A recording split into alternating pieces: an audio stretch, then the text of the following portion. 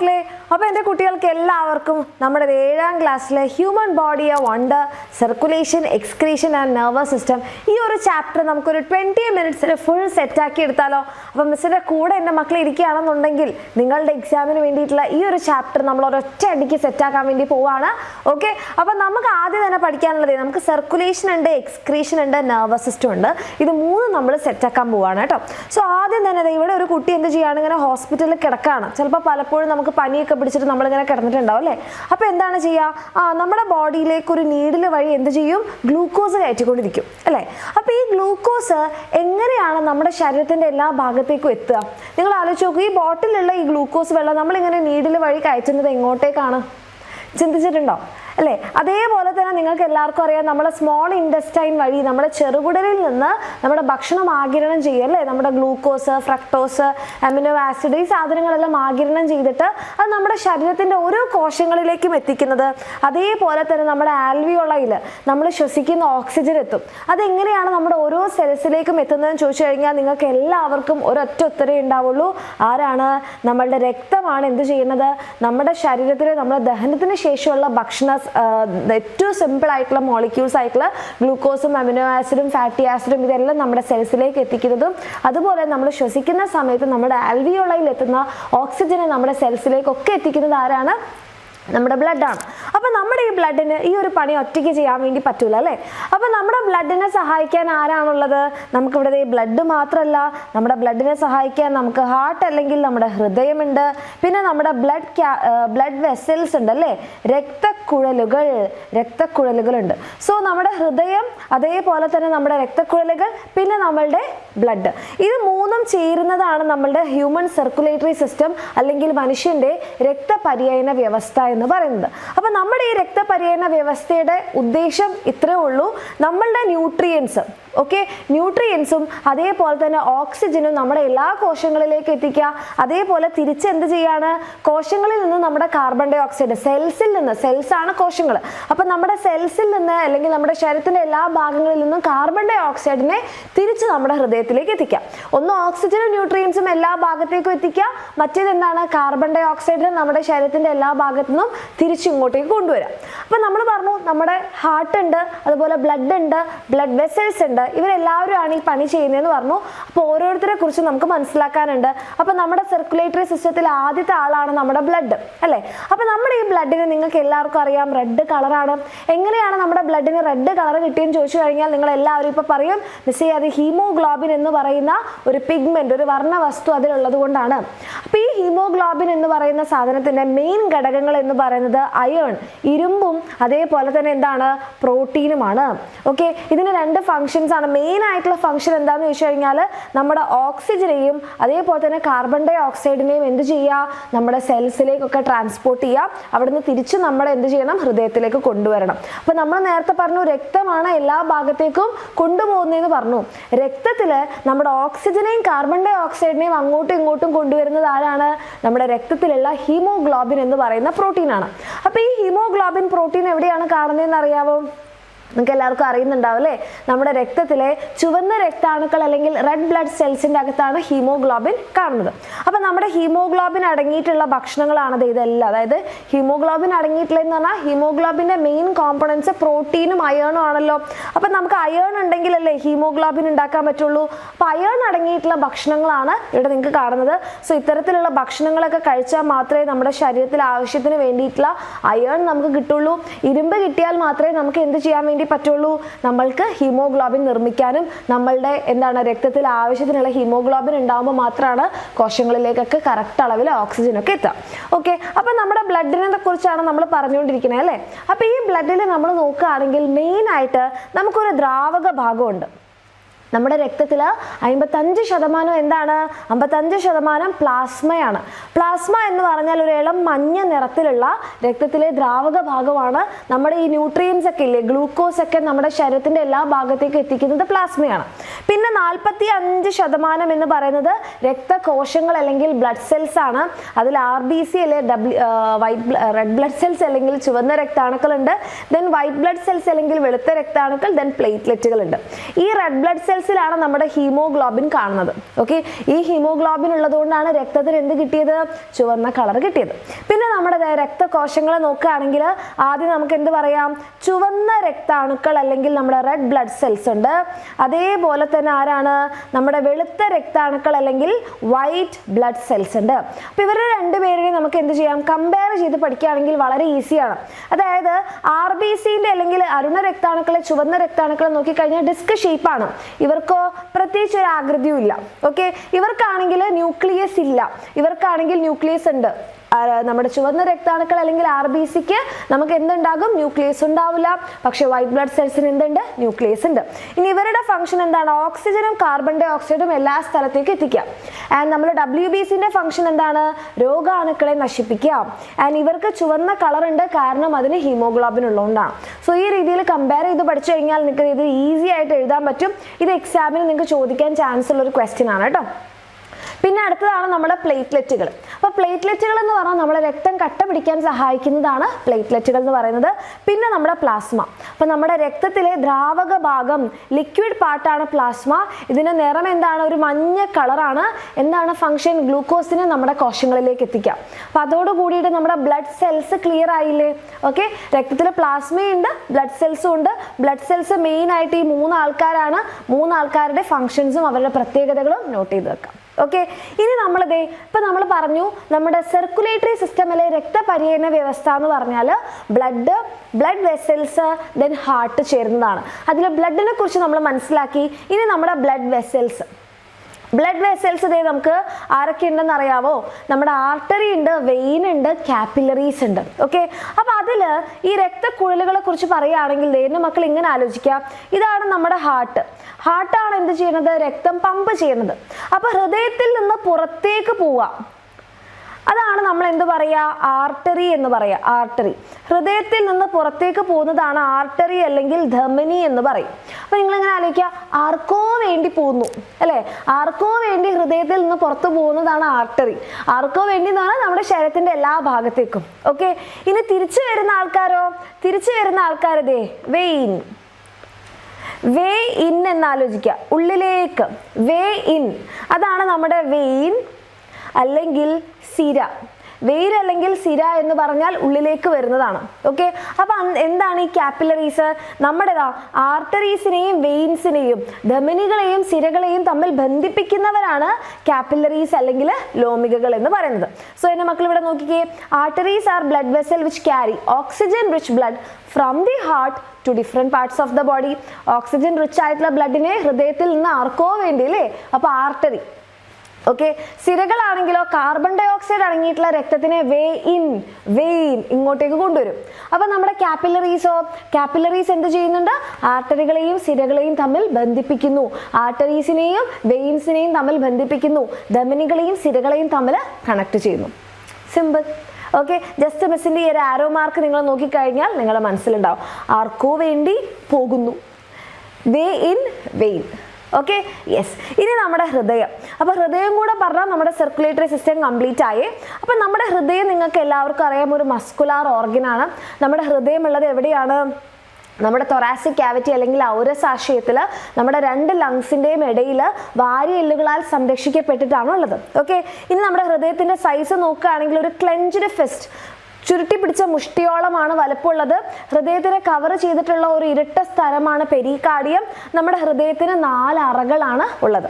Okay, ഇനി നമ്മളുടെ heart beat. നിങ്ങൾക്ക് എല്ലാവർക്കും പറയാറുണ്ടല്ലോ, നിങ്ങൾക്ക് എന്തെങ്കിലും ടെൻഷൻ ആകുമ്പോൾ നിങ്ങൾ പറയും, അയ്യോ ഹാർട്ട് ബീറ്റ് കൂടുന്നു എന്ന് പറയും. അപ്പോൾ എന്താണ് ഈ ഹാർട്ട് ബീറ്റ് എന്ന് ചോദിച്ചാൽ, നമ്മുടെ ഹാർട്ടിലുള്ള മസിൽസ് കോൺട്രാക്ട് ചെയ്യുകയും റിലാക്സ് ചെയ്യുകയും ചെയ്യുന്ന ആ ഒരു റിത്തമിക് കോൺട്രാക്ഷനെയും റിലാക്സേഷനെയാണ് നമ്മൾ എന്ത് പറയുക?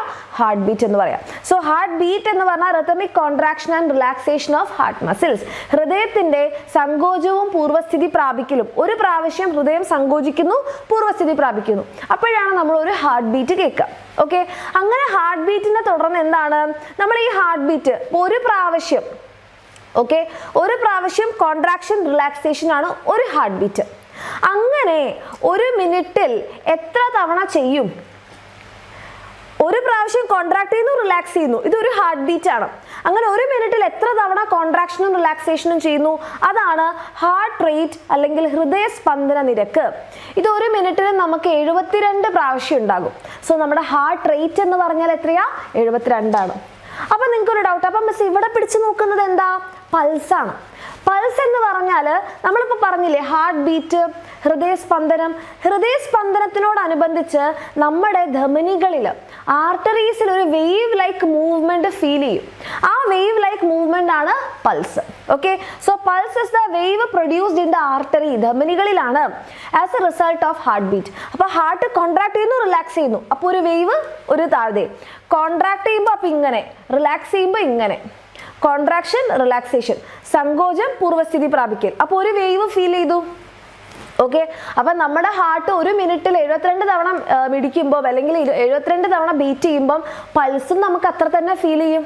കാരണം ഹൃദയസ്പന്ദനത്തിന്റെ ഫലമായിട്ടാണ് ഈ വേവ് ഉണ്ടാവുന്നത് ധമനികളിൽ. ഓക്കെ, സോ ആരോഗ്യമുള്ള ഒരാളുടെ ഹൃദയം ഒരു മിനിറ്റിൽ 72 പ്രാവശ്യം സ്പന്ദിക്കുന്നു. ഇതാണ് നമ്മുടെ ഹൃദയസ്പന്ദന നിരക്ക് എന്ന് പറഞ്ഞാൽ. പൾസ് എന്ന് പറഞ്ഞാൽ എന്താണ്? ഒരു വേവിലേക്ക്, ഇത് മിസ് ഇത് തന്നെ എഴുതി പോയതാണ് കേട്ടോ ഇങ്ങോട്ടേക്ക്. പൾസ് എന്ന് പറഞ്ഞിട്ടുണ്ടെങ്കിൽ തരംഗ രൂപത്തിലുള്ള ചലനം ധമനി ഭിത്തികളിൽ അനുഭവപ്പെടുന്നു. എപ്പോ? ഹൃദയസ്പന്ദനത്തിന്റെ ഫലമായിട്ട്. ഹൃദയസ്പന്ദനത്തിന്റെ ഫലമായിട്ട് ധമനി ഭിത്തികളിൽ അനുഭവപ്പെടുന്ന തരംഗ രൂപത്തിലുള്ള ചലനത്തിനെയാണ് എന്ത് പറയാ? പൾസ് എന്ന് പറയാ. ഇത് നമ്മുടെ ഹൃദയസ്പന്ദന നിരക്കിന് തുല്യമായിരിക്കും. ഇനി ഇവിടെ അല്ലാതെ നമുക്ക് പല സ്ഥലങ്ങളിൽ വേറെയും ഫീൽ ചെയ്യാം.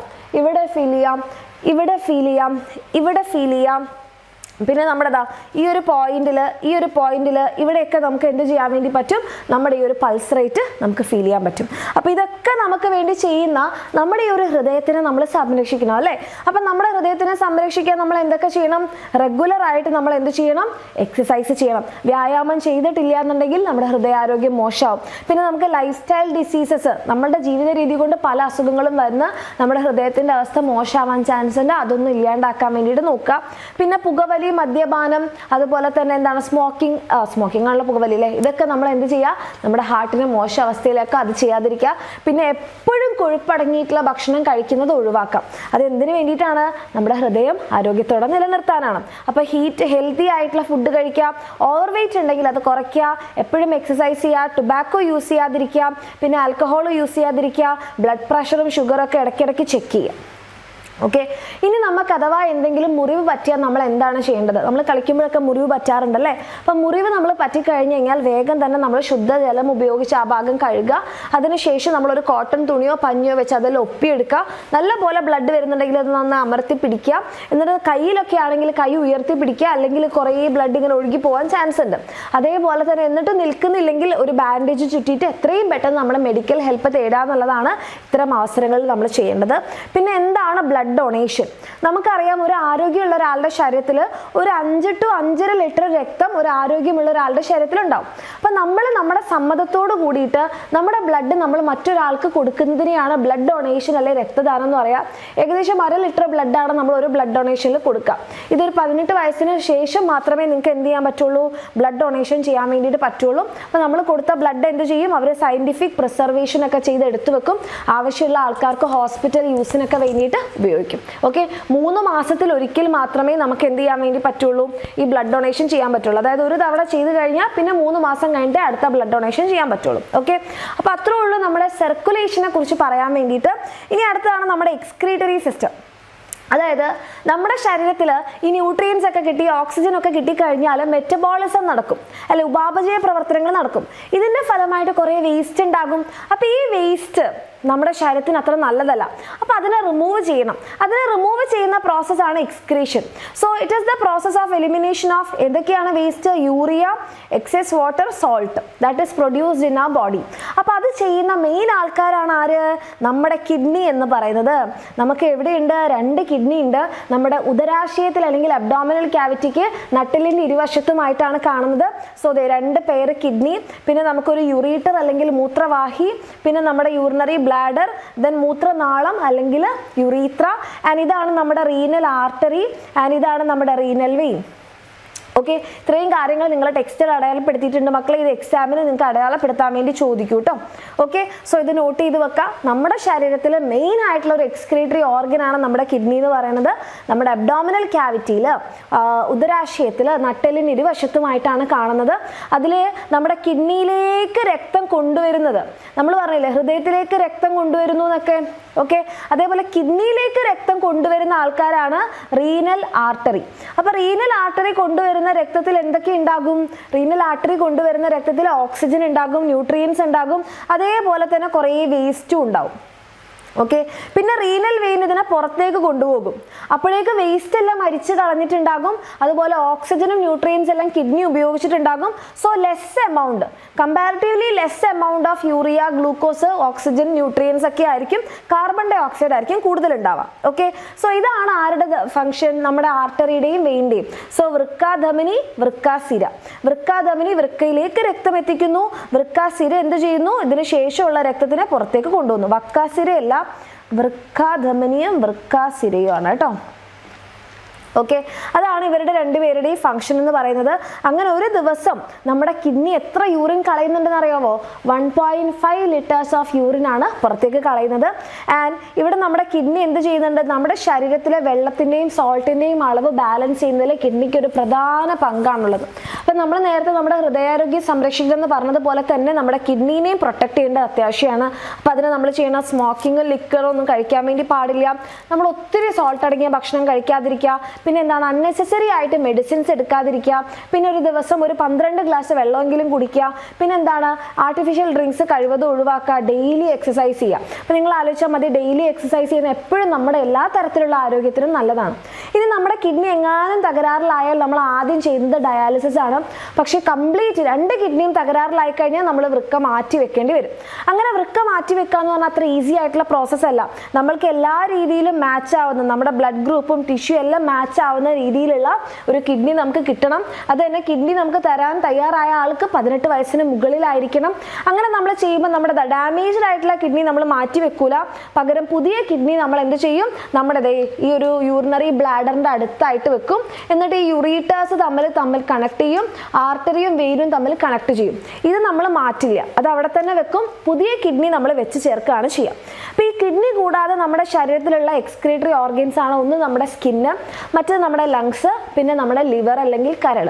അപ്പം ഇതിൽ സ്കിന്ന് നിങ്ങൾക്കറിയാം നമ്മുടെ ശരീരത്തിനെ പൊതിഞ്ഞ് സംരക്ഷിക്കുന്നുണ്ട്. അതേപോലെ തന്നെ എന്താണ്? നമുക്ക് സെൻസേഷൻ ഒക്കെ തരുന്നുണ്ട്. ഇത് കൂടാതെ നമ്മുടെ സ്കിന്നിലുള്ള സ്വെറ്റ് ഗ്ലാൻഡ് അല്ലെങ്കിൽ സ്വേദഗ്രന്ഥികൾ വിയർപ്പുണ്ടാക്കുന്നുണ്ട്. ഈ വിയർപ്പിലൂടെ എന്താണ്? അധികമുള്ള വെള്ളവും ജലവും കളയുന്നുണ്ട്. അത് മാത്രമല്ല, നമ്മുടെ ഈ വിയർപ്പ് ഉണ്ടാക്കുന്നത് നമ്മുടെ ശരീരത്തിൽ നമുക്കൊരു ടെമ്പറേച്ചർ റെഗുലേഷൻ, നമ്മുടെ ശരീരം ചൂടാവുമ്പോഴാണ് അതൊന്ന് നോർമൽ ആക്കാൻ വേണ്ടിയിട്ടാണ് എന്ത് ചെയ്യുന്നത്? നമ്മുടെ ശരീരം വിയർക്കുന്നത്. സോ ഇത് എന്തിനും കൂടി ഒരു ഫംഗ്ഷനാണ്, നമ്മുടെ ടെമ്പറേച്ചർ റെഗുലേഷനും കൂടിയുള്ള ഒരു ഫംഗ്ഷനാണ് നമ്മൾ വിയർക്കുന്നത്. പിന്നെ ലങ്സ് നിങ്ങൾക്ക് എല്ലാവർക്കും അറിയാം, കാർബൺ ഡൈ ഓക്സൈഡ് ആണ് കളയുന്നത്. പിന്നെ നമ്മുടെ ലിവറിനെ കുറിച്ച് പറയുകയാണെങ്കിൽ ലിവർ എന്താണ് ചെയ്യുക? കരൾ എന്താണ് ചെയ്യുക? നമ്മുടെ ശരീരത്തിൽ ഉണ്ടാകുന്ന ടോക്സിക് ആയിട്ടുള്ള അമോണിയ, ഓക്കെ, ആദ്യം മെറ്റബോളിസം നടന്നാൽ അമോണിയ ആണ് ഉണ്ടാവുന്നത്. ഈ അമോണിയനെ കരളിൽ വെച്ചാണ് നമ്മൾ എന്താക്കി മാറ്റുന്നത്? യൂറിയ ആക്കി മാറ്റുന്നത്. ഓക്കെ, അങ്ങനെ കരളിൽ വെച്ച് നമ്മൾ യൂറിയ ആക്കി, അതായത് ലെസ് ടോക്സിക് ആക്കി മാറ്റും. അതായത് നല്ല വിഷമുള്ള സാധനമാണ് അമോണിയ, അതിനെ ലെസ് ടോക്സിക് ആയിട്ടുള്ള യൂറിയ ആക്കി മാറ്റും. അതുകൂടാതെ എന്ത് ചെയ്യുന്നുണ്ട്? നമ്മുടെ ശരീരത്തിലേക്ക് വരുന്ന ഹാംഫുൾ ആയിട്ടുള്ള കെമിക്കൽസിനൊക്കെ നമ്മുടെ ലിവറാണ് നശിപ്പിക്കുന്നത്. അതേപോലെ നമ്മളെ ദഹനത്തിന് സഹായിക്കുന്നുണ്ട് ബൈല്, പിത്തരസം ഉൽപ്പാദിപ്പിച്ചിട്ട്. ഇതെല്ലാം നമ്മുടെ ലിവറിൻ്റെ ഫംഗ്ഷനാണ്. ഇനി ലാസ്റ്റ് നമ്മുടെ നെർവസ് സിസ്റ്റം. അപ്പം നമ്മുടെ നാഡീ വ്യവസ്ഥയാണ് നമ്മുടെ ശരീരത്തിലുള്ള എല്ലാ പ്രവർത്തനങ്ങളും നിയന്ത്രിക്കുന്നത് അല്ലേ. അങ്ങനെ നിയന്ത്രിക്കാൻ വേണ്ടിയിട്ട് നമുക്ക് മെയിനായിട്ട് ആരൊക്കെയുണ്ട്? ബ്രെയിൻ അല്ലെ, മസ്തിഷ്കം, സ്പൈനൽ കോഡ് അല്ലെങ്കിൽ നമ്മുടെ സുഷുമ്ന, പിന്നെ നമ്മുടെ നാഡികൾ, നെർവ്സ്. അപ്പം നമ്മുടെ ബ്രെയിനാണ് ഇതിലെ മെയിൻ ആളല്ലേ. അപ്പം അതുകൊണ്ട് തന്നെ നമ്മുടെ ബ്രെയിനിനെ നമ്മളൊരു തലയോട്ടിക്കുള്ളിലാണ് എന്ത് ചെയ്തിരിക്കുന്നത്? സംരക്ഷിച്ചു വെച്ചിരിക്കുന്നത്. ബ്രെയിൻ്റെ ഫംഗ്ഷൻ പറയുകയാണെങ്കിൽ നമ്മുടെ ശരീരത്തിലുള്ള എല്ലാ മൂവ്മെന്റ്സും കൺട്രോൾ ചെയ്യുകയും കോർഡിനേറ്റ് ചെയ്യുകയും ചെയ്യുന്നുണ്ട്. പിന്നെ എല്ലാ ആക്ടിവിറ്റീസിനും വേണ്ടിയിട്ട് നമ്മുടെ ശരീരത്തിൻ്റെ എല്ലാ ഭാഗത്തേക്കും മെസ്സേജസും ഇൻസ്ട്രക്ഷൻസും കൊടുക്കുന്നുണ്ട്. പിന്നെ നമ്മുടെ സെൻസേഷൻ, നമ്മുടെ vision, hearing, memory, intelligence, imagination, emotions എല്ലാം കൺട്രോൾ ചെയ്യുന്ന ആരാണ്? നമ്മുടെ ബ്രെയിനാണ്. Okay, then comes adolescence and health. അതായത് നിങ്ങളുടെ ഈ ഒരു പ്രായം, ഇപ്പം നിങ്ങൾ അഡോളസൻസിലാണ്, നിങ്ങളുടെ ശരീരത്തിൽ ഒത്തിരി മാറ്റങ്ങൾ സംഭവിച്ചുകൊണ്ടിരിക്കുന്നുണ്ട്. നിങ്ങൾക്ക് നിങ്ങൾക്ക് തന്നെ അറിയാം അല്ലേ. മെയിനായിട്ട് പറയുകയാണെങ്കിൽ നമ്മുടെ ഈ പ്രായത്തിലാണ് നമുക്ക് നമ്മുടെ ഓർഗൻസ് പലതും, അതായത് നമ്മുടെ റീപ്രൊഡക്റ്റീവ് ഓർഗൻസ് എല്ലാം ഫങ്ഷണൽ ആവാൻ തുടങ്ങാം, കുറേ ഹോർമോൺസിൻ്റെ പ്രൊഡക്ഷൻ ഉണ്ടാവുന്നുണ്ട്, പിന്നെ നിങ്ങൾ വളരെ നന്നായിട്ട് ഗ്രോ ചെയ്യുന്ന ഒരു പ്രായമാണ്. അതുകൂടാതെ എന്താണ്, നമ്മുടെ ശരീരത്തിൽ പലതരത്തിലുള്ള ഫിസിക്കൽ ചേഞ്ചസ് നടക്കുന്ന സമയമാണ്. മെയിനായിട്ട് എന്താണ്, ലേഡീസിലാണെങ്കിൽ ഗേൾസിലാണെങ്കിൽ ബ്രസ്റ്റ് ഡെവലപ്മെൻറ്റ്, ബോയ്സിലാണെങ്കിൽ നെഞ്ചിലൊക്കെ ഹെയർ വരും, താടി മീശയൊക്കെ മുളയ്ക്കും, അണ്ടർആംസിൽ ഹെയർ വരും, പ്യൂബിക് ഏരിയാസിൽ എന്ത് വരും, ഹെയർ വരും അല്ലേ. റാപ്പിഡ് ഗ്രോത്ത് രണ്ടുപേർക്കും ഉണ്ട്. ഫീമെയിൽസിലാണെങ്കിൽ ബ്രസ്റ്റ് ഡെവലപ്മെൻറ്റും റീപ്രൊഡക്റ്റീവ് ഓർഗൻസും ഡെവലപ്പ് ചെയ്യും, ബോയ്സിനാണെങ്കിൽ റീപ്രൊഡക്റ്റീവ് ഓർഗൻസ് പിന്നെ ഹെയർ ഡെവലപ്മെൻറ്റ് അണ്ടർആംസിൽ രണ്ടുപേർക്കും ഉണ്ട്. അതേപോലെ തന്നെ ബോയ്സിനാണെങ്കിൽ മുഖത്തും കൂടി ഉണ്ട്. പിന്നെ വോയിസ് ബോയ്സിൻ്റെ ഡീപ്പർ ആവുമെങ്കിൽ ഗേൾസിൻ്റെ സ്വീറ്റർ ആകും. ആൻഡ് ഇവിടെ സ്പെർമാറ്റോജെനിസിസ് സ്റ്റാർട്ട് ചെയ്യും. സ്ത്രീകളിലാണെങ്കിൽ അണ്ടോത്സർജനം അല്ലെങ്കിൽ എന്താണ്, ആർത്തവം ആരംഭിക്കും. ബോയ്സിനാണെങ്കിൽ ബീജോത്പാദനം. ഈ മാറ്റങ്ങൾ അറിഞ്ഞിരിക്കണം കേട്ടോ. അതുപോലെ ഗേൾസിന് ഉണ്ടാകുന്ന ഒരു കാര്യമാണ് മെൻസ്ട്രേഷൻ അല്ലെങ്കിൽ ആർത്തവം. അതായത് എല്ലാ മാസവും സ്ത്രീകളുടെ ശരീരം എന്ത് ചെയ്യും, ഒരു കുഞ്ഞിനെ സ്വീകരിക്കാൻ പ്രഗ്നൻസിക്ക് വേണ്ടിയിട്ട് റെഡിയാകും. അങ്ങനെ പ്രഗ്നൻസിക്ക് വേണ്ടിയിട്ട് റെഡിയാവുന്നതിൻ്റെ ഭാഗമായിട്ട് യൂട്രസിൻ്റെ ഉള്ളിലല്ലേ കുഞ്ഞ് വളരുക, ഗർഭപാത്രത്തിൽ പുതിയ ടിഷ്യൂസ്, പുതിയ കലകളും ബ്ലഡ് വെസൽസും എല്ലാം രൂപപ്പെടും. പക്ഷേ ഈ പ്രായത്തിൽ നമ്മൾ ആരും പ്രഗ്നൻ്റ് ആവാറില്ല അല്ലേ. സോ പ്രഗ്നൻസി സംഭവിക്കാത്ത അവസ്ഥയിൽ നമ്മുടെ ശരീരത്തിലെ പുതിയതായിട്ടുണ്ടായ ഈ കലകളും ഈ രക്തക്കുഴലുകളും എല്ലാം പൊട്ടിപ്പൊളിഞ്ഞ് പുറത്തേക്ക് പോകുന്നതിനെയാണ് നമ്മൾ എന്ത് പറയാം, ആർത്തവം എന്ന് പറയാം. അപ്പോൾ എല്ലാ മാസവും നമ്മുടെ ശരീരം റെഡിയാകും, എല്ലാ മാസവും നിരാശയാണ്, പ്രഗ്നൻ്റ് ആവുന്നില്ല, അപ്പോൾ എല്ലാം പൊട്ടിപ്പൊളിഞ്ഞ് പുറത്തു പോകുന്നു. സോ ഇതാണ് എന്ത്, നമ്മുടെ മെൻസ്ട്രേഷൻ എന്ന് പറയാം. അപ്പോൾ ഈ മെൻസ്ട്രേഷൻ പറയുന്ന അത്ര ഈസി അല്ല നമുക്ക് അനുഭവിക്കാൻ. കാരണം പല തരത്തിലുള്ള ബുദ്ധിമുട്ടുകൾ ഈ 7 ഡേയ്സിൽ നമുക്ക് ബ്ലീഡിങ് ഉണ്ടാവും. ബ്ലീഡിങ് ഉണ്ടാകുമ്പോൾ ഏകദേശം 1/2 ലിറ്റർ ബ്ലഡാണ് നമ്മുടെ ശരീരത്തിൽ നിന്ന് പോകുന്നത്. ഓക്കെ, അത് കൂടാതെ നമുക്ക് വയറുവേദന, ബാക്ക് പെയിന്, വൊമിറ്റിങ്, കാലുവേദന, ചില ആൾക്കാർക്ക് ഭയങ്കരമായിട്ട് മൂഡ് സ്വിങ്സ്, ദേഷ്യം, ആങ്സൈറ്റി, വിഷമം, ഇങ്ങനത്തെ കുറേ പ്രശ്നങ്ങളൊക്കെ ഈ സമയത്ത് ഉണ്ടാവാറുണ്ട്. അപ്പോൾ നമ്മുടെ ചുറ്റുമുള്ള ആൾക്കാർ വേണം അങ്ങനെ നിങ്ങളുടെ വീട്ടിലുള്ള ലേഡീസിനെയൊക്കെ സപ്പോർട്ട് ചെയ്യാൻ വേണ്ടിയിട്ട്. ഓക്കെ, സോ ഈ മെൻസ്ട്രുവൽ സൈക്കിൾ എന്ന് പറയുന്നത് 28 ഡേയ്സ് സൈക്കിളാണ്. അതായത് 28 ഡേയ്സിൽ ഇത് റിപ്പീറ്റ് ചെയ്യും. പക്ഷെ അതിലും കൂടുതലായിട്ടും വരുന്നില്ല, മെൻസ്ട്രേഷൻ വരുന്നില്ല, 2 മാസമൊക്കെ വരുന്നില്ല എന്നുണ്ടെങ്കിൽ നിങ്ങൾ ഡോക്ടറെ കാണിക്കണം. പിന്നെ നമ്മൾ ശ്രദ്ധിക്കേണ്ട കാര്യമാണ് മെൻസ്ട്രൽ ഹൈജീൻ. അതായത് ഈ സമയത്ത് നമ്മൾ മിക്കവാറും കുട്ടികളെല്ലാവരും പാഡായിട്ട് യൂസ് ചെയ്യുന്നത്. കാരണം അത് ഈസിയാണ് യൂസ് ചെയ്യാൻ, ഇൻഫെക്ഷനുള്ള ചാൻസ് ഇല്ല, ലീക്കിനുള്ള ചാൻസ് ഇല്ല, 3-4-5 മണിക്കൂറോളം നമുക്കൊരു കുഴപ്പമില്ലാണ്ട് വെക്കാനൊക്കെ പറ്റും. പക്ഷേ നിങ്ങളത് പ്രോപ്പറായിട്ട് ചേഞ്ച് ചെയ്തിട്ടില്ലെങ്കിൽ നമുക്ക് ഡിസ്കംഫർട്ടും ഇൻഫെക്ഷൻ ഉണ്ടാകും. അതുപോലെ തന്നെ സ്കിൻ ഇറിറ്റേഷൻ ചില ആൾക്കാർക്ക് ഉണ്ടാകും. നമുക്ക് എന്താണ്, അത് ഡിസ്പോസ് ചെയ്യാനൊക്കെ ബുദ്ധിമുട്ടാണ്. ഇതൊക്കെ ഇതിൻ്റെ ഡിസഡ്വാൻറ്റേജസ് ആണ്.